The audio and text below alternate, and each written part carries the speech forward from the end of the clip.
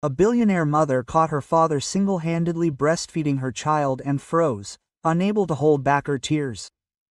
Sometimes the most important people in our lives come into our lives when we least expect them. This is the story of how a stranger in a nursery changed the fate of an entire family.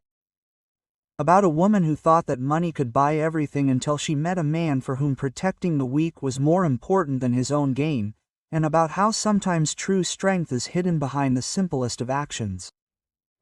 Before we begin the story, write in the comments what part of the world you are watching from today. Victoria Morgan froze at the threshold of the nursery, not believing her eyes. In a rocking chair sat a tall stranger, a broad-shouldered man of about 30. With short dark hair and attentive brown eyes. In his arms was her 8-month-old daughter Sophie, who was peacefully drinking milk from a bottle, occasionally glancing at him with trusting blue eyes. Her first thought was to scream, call security, demand an explanation, but something stopped her. For the past 3 weeks, since another nanny quit, Sophie had been crying almost every night. Victoria had hired temporary caregivers through an agency, but none of them could cope with the baby's colic. And now her daughter looked calm and content for the first time in a long time. "Who are you?" Victoria asked quietly, trying not to scare the baby with a sharp voice. "And what are you doing in my house?" The man raised his head and looked at her calmly.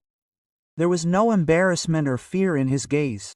Only an understanding that the situation looked strange. "Ethan Clark," he introduced himself quietly. "The agency sent me on the night shift. Your housekeeper Maria met me downstairs and showed me the way." Victoria frowned. She did call the agency during the day, asking for someone to come over for the night because the previous temporary nanny had given up after a particularly rough night with a crying baby. "But I didn't give permission," she began. "Hold the baby," Ethan Tan interrupted, continuing to feed Sophie. "When I arrived, she was crying so hard she was choking, red in the face, wet with tears. I couldn't just stand there and watch." Victoria studied the stranger carefully. His clothes were simple but clean. Dark jeans and a gray shirt. She noticed small scars on his arms, and his movements were confident and careful at the same time, like a man accustomed to handling fragile things. Quote, "How do you know how to feed a baby?" she asked. "I have a son," Ethan answered simply. "He's 5 now. When he was Sophia's age, I looked after him alone." "Where is his mother?" "Died from complications during childbirth." There was no self-pity or sympathy in Ethan's voice. "Luca was born premature. The first months were difficult. I quickly learned to understand what a child needed." Victoria felt a pang of conscience. She was used to suspecting people of selfish motives. Too many tried to take advantage of her wealth and position. But this man did not ask for anything, did not even justify himself. He simply explained his actions.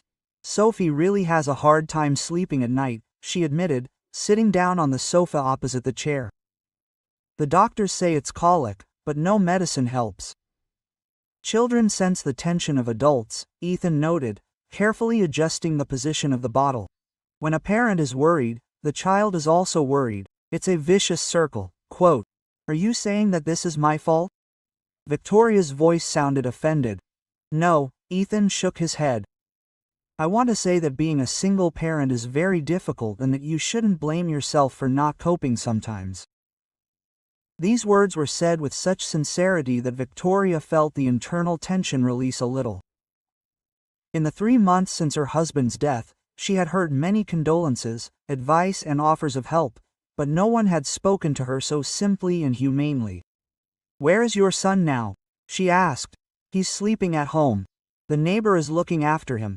Mrs. Evelyn, a pensioner, lives downstairs. Luca adores her, calls her grandma. Aren't you afraid to leave your child with a stranger? Aren't you afraid to leave your daughter with a strange man?" Ethan smiled, and this smile changed his whole face, making him younger and kinder. Victoria thought about it. Indeed, she should have been scared, indignant, immediately called security, but instead she sat and talked to a stranger who held her daughter so tenderly, as if she were his own child. Sophie rarely behaves so calmly with new people, she noted. Usually strangers scare her. Children sense intentions, Ethan explained. They intuitively understand who came with good intentions and who did not. And what intentions did you come with? And Tan looked at her carefully. To earn money for breakfast for my son tomorrow morning, he answered honestly. And helping the child sleep well, these are not contradictory. Such frankness surprised Victoria. The people she usually communicated with never spoke directly about money, especially about their financial difficulties. Do you always answer questions so directly? She asked. Is there any point in lying? Ethan shrugged. You will understand sooner or later who you are dealing with anyway. It is better to dot the I's and cross the T's right away. Sophie drank milk and sleepily closed her eyes, and Tan carefully lifted her onto his shoulder and began to gently pat her back, waiting for a burp. Quote, how do you know all these subtleties? Victoria was surprised. Most nannies from the agency do not cope so well. Quote, when you're alone with a 3-month-old baby, you learn quickly, Ethan replied, especially when there is no alternative. Victoria watched his movements. Each gesture was practiced, natural. He did not think about how to hold the child. He just knew. And Sophie felt this confidence, relaxing in his arms. Why do you work through an agency? She asked. Surely you could find a permanent nanny position in a good family. A permanent job requires permanent attachment, Ethan said slowly. To the family, to the child, and then you leave and everyone is hurt. Temporary help is just a job. No one has time to get used to it. There was a sad wisdom in his words from a man who had already been through such separations. But it is better for the child when there is a permanent person nearby, Victoria objected. It's better for a child when a parent is nearby, Ethan Tan corrected. And a nanny is temporary help. The main thing is that the mother is calm and rested. Sophia burped and whined sleepily. And Tan stood up and began to slowly walk around the room, rocking her in his arms and quietly humming a melody. A few minutes later, the baby fell asleep. Unbelievable, Victoria whispered. Usually she falls asleep only after an hour of crying. The secret is not to be nervous yourself, Ethan answered quietly, carefully laying Sophie in the crib. Children are like little radars. They read every emotion of an adult. When he straightened up, Victoria was able to get a good look at him for the first time. Tall, about 180 centimeters, with an athletic build. His face is masculine, but not rough, with a little stubble and barely noticeable wrinkles around the eyes, traces of fatigue or constant anxiety. How much does the agency pay for the night shift? She asked unexpectedly. $100, Ethan answered. Of these, the agency takes 20. Victoria mentally calculated. $80 for 12 hours of work is less than $7 an hour. For that kind of money, this person is ready to spend the night in someone else's house, taking care of someone else's child. And how many of these shifts do you have a week? It varies, sometimes 3 or 4, sometimes 1. Depends on demand. And how do you live on such an income? And Tan looked at her carefully. And is this important for work? He asked carefully. Victoria realized that she had crossed the boundaries of decency, but for some reason it was important for her to understand this man, who did in half an hour what she had not been able to cope with for weeks. Sorry, Victoria said, realizing that she had gone too far in her questions. I had no right to ask such questions. Everything is fine, Ethan answered calmly, adjusting the blanket in Sophia's crib. I'm just used to people asking about my personal life, not out of good intentions. There was no offense in his voice, rather fatigue from the need to constantly justify himself. Victoria felt a pang of shame. She really behaved like an employer studying a resume, and not like a person talking to an equal. Would you like coffee? She offered, or tea? Thank you, no thanks, Ethan shook his head. Better tell me about Sophie. Are there any special care features, feeding schedule? What should be avoided? Victoria was surprised by such business-like manner. Usually, temporary nannies were interested mainly in where the food was, the TV and the toilet. She eats every 3 hours, she began. The mixture is in the refrigerator. I warm it up in a special device. Diapers are in the chest of drawers, wet wipes are nearby. If she cries, first check the diaper, then feed, then. What calms her down besides food? Ethan Tan interrupted. Favorite toys, sounds, movements. She loves it when they turn on a nightlight with a star projector, Victoria remembered, and when they sing. Although I have a bad voice, so I usually turn on lullabies from my phone, and rocking helps sometimes, but my arms get tired quickly, and she feels when I'm nervous. And Tan nodded, as if recording the information in his memory. I see. And how long does her restless period usually last? From midnight to 4 a.m., Victoria said tiredly, sometimes longer. Yesterday I didn't sleep until 6 o'clock. When was the last time you had a good night's sleep? Victoria thought about it and realized that she didn't remember. After the death of her husband David 3 months ago, her life turned into a series of sleepless nights, nannies who quit, and constant worry about her daughter. Quote, probably about 2 months ago, she admitted. Then go to bed, Ethan said firmly. I'm going to spend the night with Sophie right now. But I can't, Victoria began.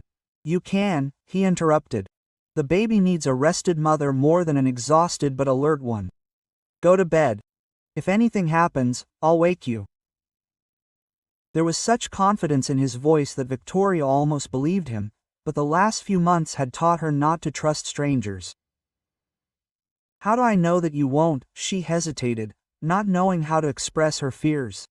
That I won't steal the baby or your things? Ethan finished calmly. No way. You can only trust your intuition. Intuition? Victoria almost laughed. After everything that's happened in my life, I don't really trust my intuition. Quote, what happened? Ethan asked. And there was genuine curiosity in his voice, not idle curiosity. Victoria was silent. She was not used to sharing personal information with strangers, especially with people she had known for less than an hour. Quote, my husband died in a car accident 3 months ago, she said finally. Sophie for 5 months. I've been alone since then. I'm so sorry, Ethan said quietly, and his words lacked the usual sympathy. It's hard to lose a partner when you have a small child. Do you understand? Victoria nodded, with your wife. Although your situation was even more difficult, in different ways, difficult, Ethan objected. You had the opportunity to love your husband, live with him, make plans. My Anna died 2 days after giving birth. I didn't even really have time to get to know her as Luca's mother. Victoria looked at him with new understanding. This man had gone through a loss that was perhaps even more painful than her own. Quote, how did you cope? She asked, with the baby, with the job, with everything? Quote, the first year? Nothing, Ethan answered honestly. Quote, I just survived day after day. Luca cried, I cried, we both didn't sleep. I quit my last job because I couldn't leave him for long. What was your job? Ethan paused, and Victoria felt like she'd touched on something important. I was a police officer, he finally said. The detective worked on missing child cases and quit because of his son. He quit because he realized I couldn't see other people's children in danger every day, knowing that my own son was home alone. Priorities change. Victoria nodded. After Sophie was born, she also reconsidered many things, although her situation was simpler. The money allowed her not to work and devote herself entirely to motherhood. And now you work as a nanny. I temporarily help families, Ethan corrected. This is not a permanent profession, but rather a way to earn money using the experience of fatherhood. But you could have found another job in the police or as a private detective. I could, he agreed. But then I would have to leave Luca with a nanny for the whole day. And I know what it is like to grow up without parents. You are an orphan. My mother died when I was 7. My father could not cope and sent me to an orphanage. And Tan told it without emotion, like dry facts. I do not want Luca to feel abandoned while I build a career. Victoria was silent, amazed. This man gave up his profession for the sake of his son, choosing an unstable income, but the opportunity to be close to the child. How old is he now? 5 years old. Next year he will go to school. Ethan smiled slightly. Then I can think about a permanent job. Doesn't he miss his mother? He does not remember her, Ethan answered sadly. Sometimes he asks, but I tell him that his mother loved him very much and remained in his heart. Sophie began to whimper softly in her sleep, and Ian quickly approached the crib without turning on the light so as not to wake her completely. He put his hand on the back of her bed and began to hum softly. Victoria watched this scene and understood, this man is not pretending. His concern for the children is natural, like breathing. And for the first time in months, she felt like she could relax. "Okay," she said quietly. "I'm going to go to bed, but if all goes well," Ethan interrupted. "Go and rest, you need your strength tomorrow." Victoria headed for the door, but turned around at the threshold. "And Tan, thank you." "For what?" "For being there." Victoria woke up from a sharp knock on the door. Her first thought was what had happened to Sophie. But there was no baby crying, and she realized that she had slept for several hours in a row for the first time in weeks. The clock showed 2:30 a.m. The knock was repeated, insistent, demanding. Victoria threw on a robe and went out into the hallway. The door to the nursery was slightly open. From there she could hear the quiet breathing of a sleeping child and barely audible humming. And Tan was apparently reading or singing quietly. The knock on the front door became even louder and more insistent. Victoria went to the intercom and saw two men in dark suits on the screen. One was large, balding, with a rough face, the other was thin, wearing glasses, with a nervous expression. Quote, "Who is this?" she asked through the intercom, although her heart was already telling her the answer. "Mrs. Morgan," came the hoarse voice of the large man. "We need to talk. It concerns your late husband's debts." Victoria went cold. These or similar people had already appeared at her house several times in the last month. She hoped that if she ignored them, they would leave her alone, but apparently their patience had run out. Quote, "It's night now," she said, trying to sound more confident. "Come tomorrow during business hours, Mrs. Morgan." Her voice became more threatening. "We can solve this the good way now or the bad way tomorrow. The choice is yours." At that moment, quiet steps were heard behind Victoria. She turned around and saw Ethan.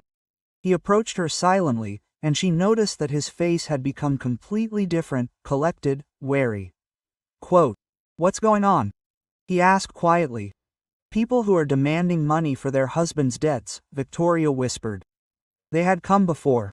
And Tan nodded and gestured for her to move away from the intercom. He himself pressed the button and spoke in a calm but firm voice. "Gentlemen, it is now 2 a.m., a child is sleeping in the house.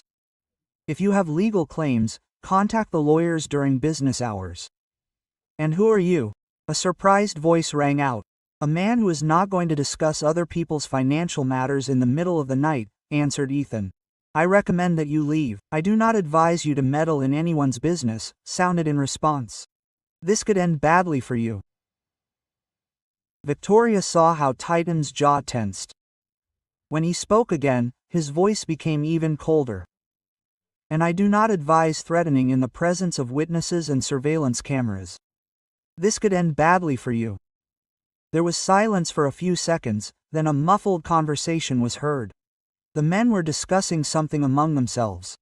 "We will meet again," a voice finally rang out.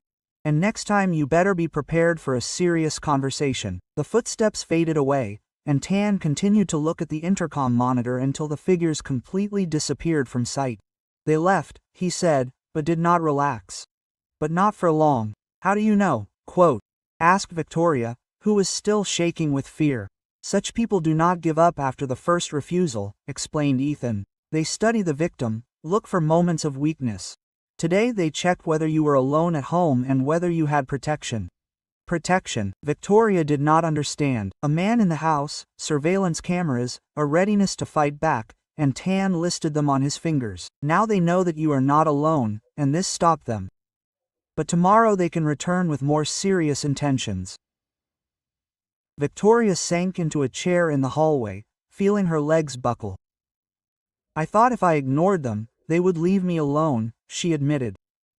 "How long have they been bothering you?" "A month, maybe a month and a half. At first they called on the phone, then they started coming during the day. They say that David owed them a large sum."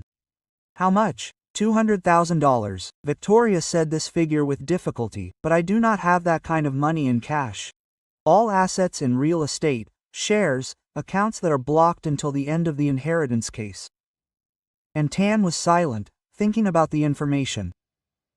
And the lawyers say something about her husband's debts. They claim that there are no official debts.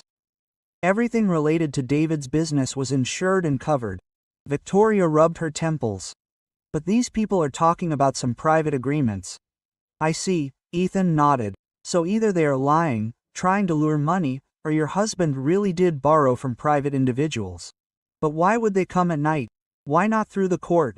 Because through the court they will have to prove the legality of the debt, Ethan explained. And so they count on the fact that you will get scared and pay, just to get rid of them. Victoria understood the logic, but it did not make it easier. What should I do? She asked. For starters, don't panic, Ethan said. Then talk to the lawyers and find out everything about her husband's financial affairs and install a normal security system. I have security during the day, Ethan interrupted. And at night, you're alone with the child. These people know that, quote. Victoria looked at him with new understanding. How do you know such things so well? You worked in the police, remember? Quote. Ethan reminded. He had encountered similar cases. Usually, such collectors work on the emotions of the victim, fears, guilt, the desire to close the problem at any cost. And what usually happens next? If the victim succumbs to pressure, they demand more and more money. If they resist, they increase the pressure or switch to easier targets. And if Victoria did not dare to ask the question, what if they really pose a danger? And Tan looked at her carefully. Then you need serious protection and the ability to contact the police at any time. A quiet cry was heard from the children's room. Sophie woke up from unfamiliar voices. I'll go to her, Victoria said, but Ian stopped her with a gesture. I myself. You need to calm down, and children sense their parents' anxiety. Quote. He went into the nursery, and Victoria remained in the hallway, trying to get her thoughts in order. In a few hours, her quiet life had been turned upside down again, but this time there was someone nearby who seemed to know what to do. Sophia calmed down quickly, and Ethan returned to the living room, where Victoria sat with trembling hands. Tell me more about these people, he asked. When did they first appear? They started calling a month ago, politely at first, then more insistently. They say David owed $200,000 to private individuals. And what do the lawyers say? That there are no official debts, everything is insured and covered. Quote. Victoria rubbed her temples. But these people claim private agreements. And Tan nodded thoughtfully. In the construction business, there are often unofficial deals. Perhaps your husband promised something to someone under personal guarantees. But he would have told me. Men often hide financial problems, hoping to solve them themselves, Ethan explained softly.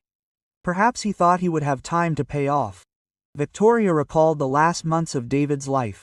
He really did become withdrawn, nervous, often stayed late at work. He changed before his death, she admitted. Became more withdrawn. I thought it was because of the crisis in construction.